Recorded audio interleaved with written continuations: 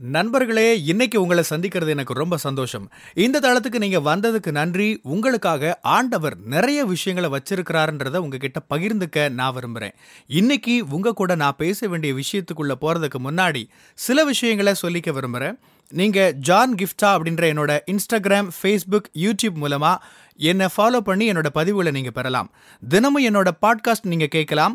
ஆண்டவரோட கிருபையில அதெல்லாம் நல்ல கிரியை செய்து வர்றத நான் பார்க்கிறேன். நீங்களும் அத தினமும் கேளுங்க. நிச்சயமா அது உங்களுக்கு ஒரு பெரிய ஆசீர்வாதமா இருக்கும்னு என்னால சொல்ல முடியும். ஜான் கிஃப்டா அப்படின்ற என்னோட யூடியூப் சேனலை தினமும் பார்க்க மறக்காதீங்க. Fuel for the soul with John Gifta அப்படின்ற இங்கிலீஷ் பாட்காஸ்டையும் நீங்க தினமும் கேட்கலாம். www.johngifta.com அப்படின்ற என்னோட வெப்சைட்லையும் இதெல்லாமே இருக்கும். உங்களோட வாழ்க்கையில எல்லா எதிர்பார்ப்புகளையும் நம்பிக்கைகளையும் இழந்துட்டு நிக்கிற ஒரு சூழல்ல இருக்கிறீங்களா? எதுவுமே இனி மாறாதுன்னு யோசிக்கிறீங்களா? என் வாழ்க்கையில எந்த நல்லதும் இனிமே நடக்கும்னு எனக்கு பெருசா நம்பிக்கை இல்லைங்கன்னு சொல்றீங்களா? ஆண்டவர் இப்படி செய்வார், இதை செய்வார், அதை செய்வார்னுலாம் ஒரு காலத்துல நம்பிட்டு இருந்தேன், விசுவாசம் வச்சிருந்தேன்.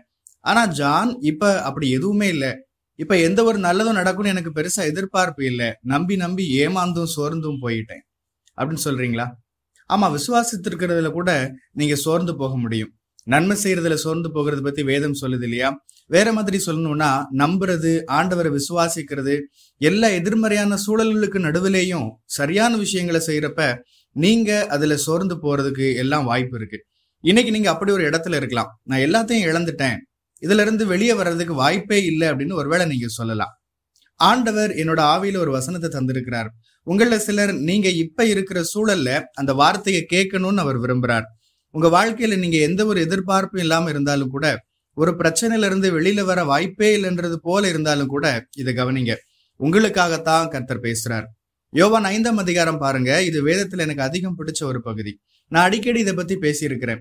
ஆண்டவர் எனக்கு இப்ப இதுல எதை பத்தி ஞாபகப்படுத்தினாருன்னா, அங்க ஒரு மனுஷன் அந்த பெதஸ்தா குளத்து பக்கத்துல இருக்கிறான். அந்த பெதஸ்தா குளத்தை சுத்தி நிறைய வியாதிப்பட்டவங்க இருக்கிறாங்க. கர்த்தருடைய தூதன் அதுல இறங்கி தண்ணியை கலக்கும் போது முதல்ல அந்த குளத்துல இறங்குற யாரும் சுகமாகிடுவாங்க. அவங்களுக்கு எந்த வியாதி இருந்தாலும் அது குணமாகிடும். அங்க 38 வருஷமா நடக்க முடியாம ஒரு மனுஷன் இருக்கிறான்.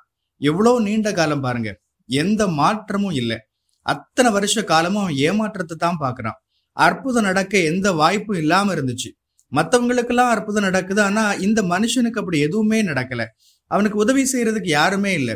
அங்க இருந்த யாருக்காச்சும் அற்புதம் நடந்தா அவங்க அங்கிருந்து கிளம்பிடுவாங்க. அதுக்கப்புறம் அவங்க அங்க இருக்க வேண்டிய அவசியம் இல்லை. அவங்க அங்கேயே இருந்து வேற யாருக்காச்சும் நம்ம உதவி செய்வோம்னு எல்லாம் யோசிக்கிறது இல்லை. இப்படி ஒரு சூழல்ல தான் இயேசு அந்த மனுஷனை சந்திக்கிறாரு. 6ஆம் வசனம் பாருங்க. சொஸ்தமாக வேண்டும் என்று விரும்புகிறாயான்னு கேட்கிறார். அவன் வெகு காலமாய் வியாதியஸ்தன் என்று அறிந்து அப்படி கேட்டார்னு பாக்குறோம். 7ஆம் வசனம் பாருங்க. ஆண்டவரே, தண்ணீர் கலக்கப்படும் போது என்னை குளத்தில் கொண்டு போய் விடுகிறதற்கு ஒருவரும் இல்லை. நான் போகிறதற்குள்ளே வேறொருவன் எனக்கு முந்தி இறங்கி விடுகிறான். அவன் எவ்வளவு ஒரு மோசமான சூழல்ல இருக்கான்னு பாருங்க. அவன் இயேசு என்ன கேட்டார்னு கூட சரியா கவனிச்ச மாதிரி தெரியல. அவர் ஏன் இப்படி ஒரு கேள்வி கேட்கிறாருன்னு அவனுக்கு புரியவே இல்லை. அந்த ஒரு சூழல்ல அவனுடைய எதிர்பார்ப்பு கிட்டத்தட்ட 0. எதையும் எதிர்பார்க்கிற ஒரு சூழல்ல அவன் அப்ப இல்ல. பெருசா எந்த எதிர்பார்ப்பும் இல்லாத ஒரு வாழ்க்கையின் சூழல்ல அந்த மனுஷன் இருந்தான். ஒருவேளை இன்னைக்கு நீங்க அப்படிப்பட்ட ஒரு சூழல்ல இருக்கலாம். நான் இன்னைக்கு சொல்றேன், நீங்க பெருசா எதிர்பார்க்காம இருக்கிற ஒரு சூழல்ல ஆண்டவர் வெளிப்படுவார். நீங்க உங்களோட எல்லா தோல்விகளையும், ஏமாற்றங்களையும், வேதனைகளையும் பார்த்துக்கிட்டு பெதஸ்தா குளம் மாதிரியான ஒரு சுய பரிதாப சூழல்ல உட்கார்ந்துக்கிட்டு இப்படித்தான் என் வாழ்க்கை இருக்க போகுதுன்னு முடிவு பண்ணிட்டீங்க. ஆனா இதை கேட்டுட்டு இருக்கிற உங்க ஒவ்வொருத்தர் மேலையும் நான் இந்த வார்த்தை இயேசுவின் நாமத்துல அறிவிக்கிறேன். நீங்க பெருசா எந்த ஒரு எதிர்பார்ப்பும் இல்லாம இருக்கிறப்ப ஆண்டவர் உங்க வாழ்க்கையில் இடைப்படுவார். நீங்க ஒருவேளை ஏதோ ஒரு நபர்கிட்ட சாதாரணமா நீங்க பேசிட்டு இருக்கிறது போல யோசிக்கலாம். அந்த ஏதோ ஒரு நபர் மூலமா கர்த்தருடைய கரத்தின் வல்லமை விளங்கும். அவர் ஆண்டவரின் உபகரணமா கூட இருப்பார். தெய்வீக வழிநடத்துதல் அந்த நபர் மூலமா உங்களுக்கு உண்டாகும். ஆண்டவர் உங்க வாழ்க்கையில மாற்றத்தை உண்டு பண்ணுவார். இன்னைக்கு இதை கேட்டுட்டு இருக்கிற உங்க ஒவ்வொருத்தருக்கும் சொல்றேன், நம்முடைய ஆண்டவர் உண்மை உள்ளவர். அவர் இன்னும் சர்வ அதிகாரம் உடையவரா சிங்காசனத்தில் இருக்கிறார்.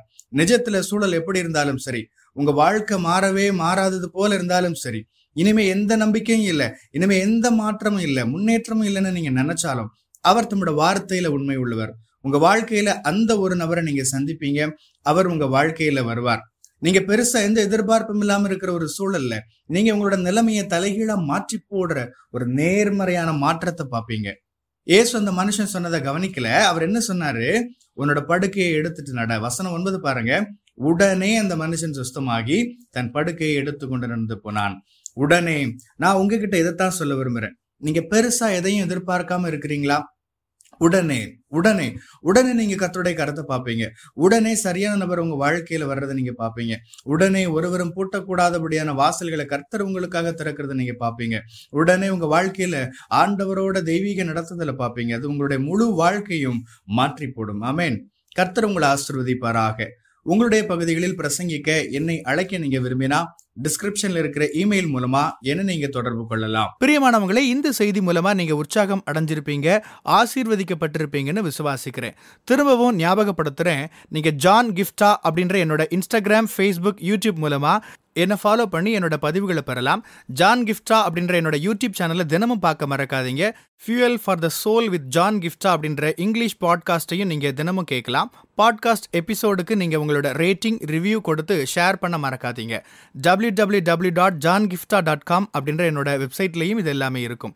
இந்த ஊழியத்தால நீங்க ஆசீர்வதிக்கப்பட்டிருந்து மற்றவங்களுக்கும் இதே ஆசீர்வாதம் சேரணும்னு விரும்பினா நீங்களும் எங்க கூட சேர்ந்து ஆண்டவரோட ராஜ்யத்தை கட்டுற இந்த பணியை உங்களோட நிதி ஆதரவு மூலமாகவும் தாங்கலாம்.